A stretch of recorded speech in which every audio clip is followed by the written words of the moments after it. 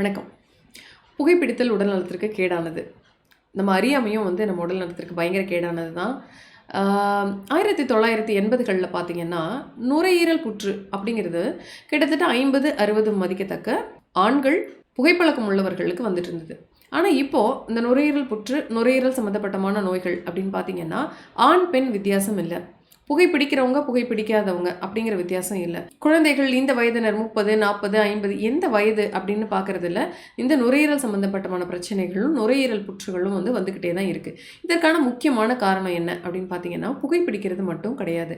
இந்த cigarette smoking அப்படின்றப்போ அந்த புகையிலிருந்து கிட்டத்தட்ட 4-5 கெமிக்கல் வெளியில் காற்றுல கலக்குது. அதே மாதிரியான கெமிக்கல் நம்ம வாகன புகைகளில் இருந்தும் இண்டஸ்ட்ரியல் புகைகளில் இருந்தும் முக்கியமாக நம்ம பிளாஸ்டிக் குப்பைகளில் எரிக்கிறோம் பார்த்தீங்களா, அதில் இருந்தும் சிகரெட்டில் இருந்து எந்த மாதிரியான கெமிக்கல்லாம் காற்றில் கலக்குதோ அதே அளவுக்கான கெமிக்கல் காற்றில் கலக்குது. ஒரு புற்று அப்படிங்கிறது எப்படி வருது? ஒரு 20 வயசில் ஒரு மனுஷன் சிகரெட் பிடிக்க ஆரம்பித்தாருன்னா கிட்டத்தட்ட 25-30 வருஷம் உள்ளே போய் அந்த நச்சு எல்லாம் உள்ளே சேர்ந்து அது கேன்சராக மாறி ஒரு நுரையீரல் புற்றாக மாறிட்டு இருந்தது. இப்போ என்ன ஆகுது அப்படின்னு பார்த்தீங்கன்னா, நம்ம சுவாசிக்கிற காற்றே கிட்டத்தட்ட 20-25 சிகரெட் புகைக்கிற அளவுக்கு மோசமான கெமிக்கல் உடையதாக இருக்குது. அதுதான் அன்றாடம் நம்ம நுரையீரலுக்குள்ளார போய்கிட்டு வெளியில் வந்துக்கிட்டு இருக்குது. இதுதான் மிக கசப்பான நிதர்சனமான உண்மை. ஒரு மனுஷன் 20 வயசில் ஆரம்பிக்கும் போது 50 வயசு 60 வயசில் வந்துட்டு இருந்த புற்று இப்போ ஒரு குழந்தை பிறந்த உடனேயே அது சுவாசிக்கிற காற்றை கிட்டத்தட்ட 25 சிகரெட் பிடிக்கிற அளவுக்கு மோசமானதாக இருக்கிற பட்சத்தில் அதோட 35வது வயதில் அதற்கு நுரையீரல் சம்பந்தப்பட்டமான உயிர்கொல்லி பிரச்சனைகள் நிறைய வரதுக்கான வாய்ப்புகள் அதிகமாக இருக்குது. ஒரு அறுவை சிகிச்சை நிபுணர், நுரையீரல் அறுவை சிகிச்சை நிபுணர் ஒருத்தர் சொல்லும்போது என்ன சொல்கிறார் அப்படின்னு பார்த்தீங்கன்னா, நம்ம நுரையீரல் பிறக்கும்போது நல்லா அழகாக பிங்க் கலரில் இருக்கும். இதுவே புகைப்பழக்கத்துக்கு ஆளானவங்களோட நுரையீரலை பார்த்தீங்கன்னா, நம்ம நுரையீரலில் கிட்டத்தட்ட 3 லட்சம் ஏர் சாக்ஸ்ன்னு சொல்லுவாங்க. இந்த காற்று நிரப்பக்கூடிய பைகள் மாதிரி திராட்சை குத்து மாதிரி அழகழகாக இருக்கும். கிட்டத்தட்ட 3 லட்சம் ஏர் சாக்ஸ் இருக்கும். அந்த ஒரு இதுக்குள்ளேயும் போய் இந்த கெமிக்கல் தார் மாதிரி கொண்டு போய் உக்காந்துரும். அது ஒரு பிளாக் ஸ்பாட்டாக நம்ம நுரையீரலில் கிரியேட் ஆகிடும்.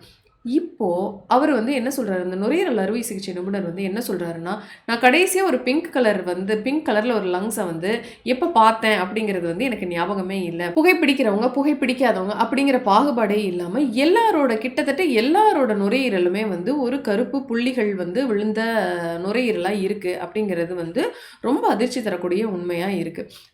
இந்த காற்று மாசுபடுறதுக்கு முக்கியமான காரணிகள் வண்டி வாகனங்கள்லேருந்து வர்றது, இண்டஸ்ட்ரியல் வருது. இன்னொன்று முக்கியமான விஷயம் என்னன்னா, நம்ம குப்பைகளில் எரிக்கிறது. முன்ன பார்த்தீங்கன்னா இந்த நெடுஞ்சாலைகள் எல்லாம் சுற்றி மரம் இருக்கும்.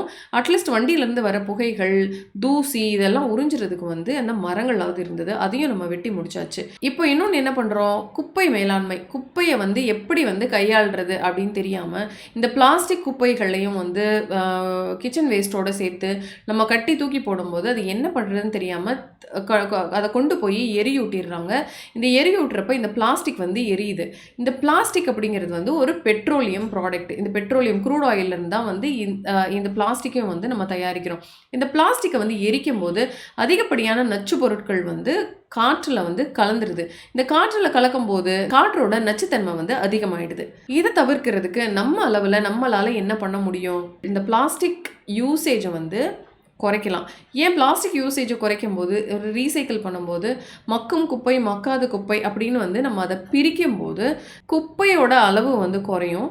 மக்காத குப்பையை நல்ல பிளாஸ்டிக் எல்லாம் ரீசைக்கிளுக்கு போட்டான்னா அதை ரீசைக்கிள் பண்ணி வேறு மாதிரியான யூசேஜுக்கு அது போயிடும். குப்பை கிடங்குக்கு போகிற குப்பையோட அளவை நம்மளால் கண்டிப்பாக குறைக்க முடியும். இதை நான் மட்டும் ஒருத்தர் மட்டும் பண்ணியோ இல்லை ஒருத்தர் மட்டும் சொல்லியோ இதனால் எந்த பிரயோஜனமுமே கிடையாது. சிறு துளி பெருவெள்ளம் அப்படின்னு சொல்லுவாங்க. நம்ம பங்குக்கு நம்மளோட அளவில் இது என்ன பண்ண முடியும் அப்படின்னு யோசிச்சு அட்லீஸ்ட் பேர் மினிமம் நம்மளோட பகுதியில் குப்பைகளை பிரித்து கொடுக்கறதுக்கோ இல்லை இந்த மாதிரியான பிளாஸ்டிக் யூசேஜை குறைக்கிறதுக்கோ என்ன பண்ண முடியுமோ அதை நம்ம பண்ணலாம். நம்ம நாடு டாப் பொல்யூட்டட் கண்ட்ரீஸில் இருக்குது. இந்த டாப் பொல்யூட்டட் கண்ட்ரீஸில் இருக்கிறதுனால நம்ம இந்தியர்களோட ஆயுட்காலமே கிட்டத்தட்ட 3லேருந்து 4% வரை குறையிறதா வந்து சொல்கிறாங்க, குறைஞ்சிருக்கிறதா சொல்கிறாங்க. அதே மாதிரி நியூமோனியா, ஆஸ்துமா, நுரையீரல் சம்மந்தப்பட்டமான குழந்தைகளுக்கு நுரையீரல் சம்மந்தப்பட்டமான பிரச்சனை வந்து அதிகமாக இருக்கிறது நம்ம நாட்டில் அப்படிங்கிறதையும் வந்து சொல்கிறாங்க.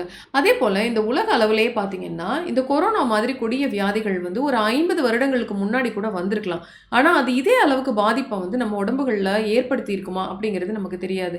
இப்போது நுரையீரல் அதான் நம்ம சொல்கிறோமே, எல்லாருக்குமே வந்து கிட்டத்தட்ட ஒரு நாளைக்கு 25 சிகரெட் பிடிச்ச அளவுக்கு வந்து நுரையீரல் பாதிப்பு இருக்குது. அப்படிங்கிற பட்சத்தில் இந்த மாதிரி வியாதிகள்லாம் வந்து உள்ளே வர்றப்போ அதற்கான எதிர்ப்பு சக்தியை வந்து நம்ம உடம்புல குறைஞ்சிரும். ஏன் அப்படின்னு பார்த்தீங்கன்னா இந்த நுரையீரல் பொல்யூஷன் அப்படிங்கிறது நம்ம உடம்புல விட்டமின் சி அப்படிங்கிற மினரலோட கண்டென்ட்டையை வந்து குறைச்சிரும்.